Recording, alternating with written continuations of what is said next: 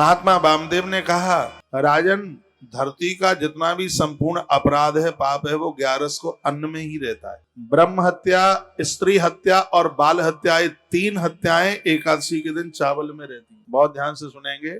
बाल हत्या, स्त्री हत्या और ब्रह्म हत्या, ये तीनों हत्याएं 11 के दिन चावल में रहती हैं। एक पुरी जगन्नाथ पुरुषोत्तम क्षेत्र को वरदान मिला है, उस क्षेत्र के अलावा और धरती पर कहीं भी भले ही कोई एकादशी न मानता हो, न करता हो, हम सनातनियों के लिए तो चावल चलता ही नहीं एकादशी को।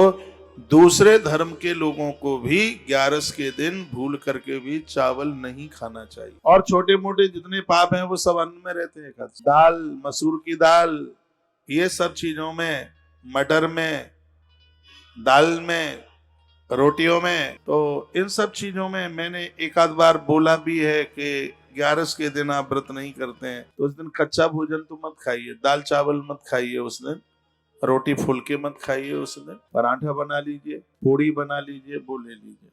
नहीं तो 15 दिन में आने वाली एक बार जो एकादशी है। और एक बड़े और आनंद की बात कही है। हाँ, इसमें ये भी वर्णन है कि जिस व्यक्ति ने अपने जीवन काल में कुछ वर्षों तक एकादशी का व्रत करके फिर उसका उद्यापन कर दिया है, तो 11 के दिन भी अन्न खाने में उन्हें किसी भी प्रकार का दोष नहीं लगता, किसी भी प्रकार का अपराध नहीं लगता।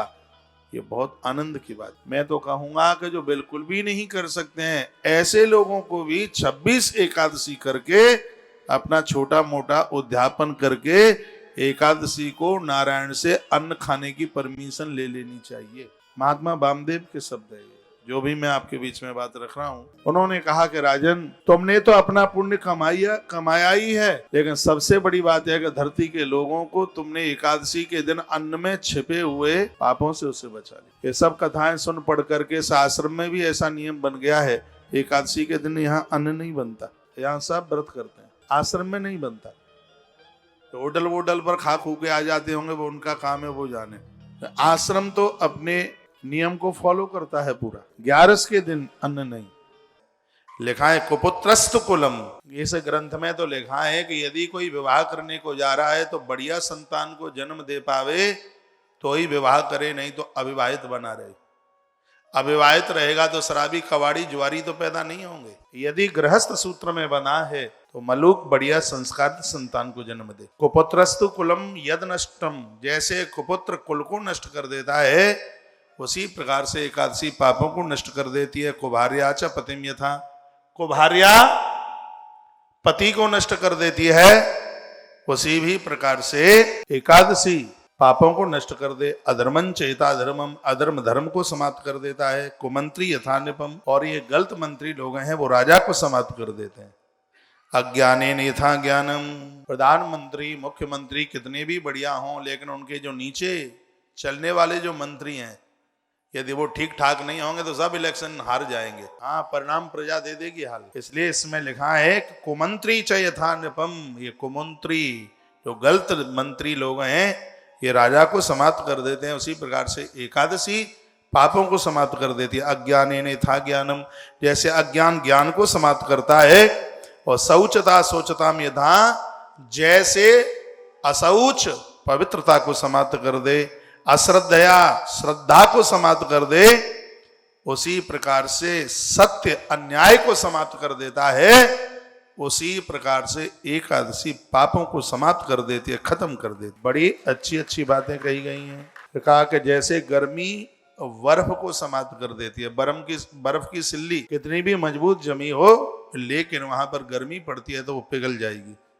जैसे गर्मी बर्फ को समाप्त कर देती है, असत्य आचरण धन को समाप्त कर देता है, धन का नाश कर देता है, और उसी प्रकार से जैसे अपने मुंह से अपने दान की बड़ाई, दान की महिमा को समाप्त कर दे, उसी प्रकार से एकादशी पापों को जला करके समाप्त कर देती है।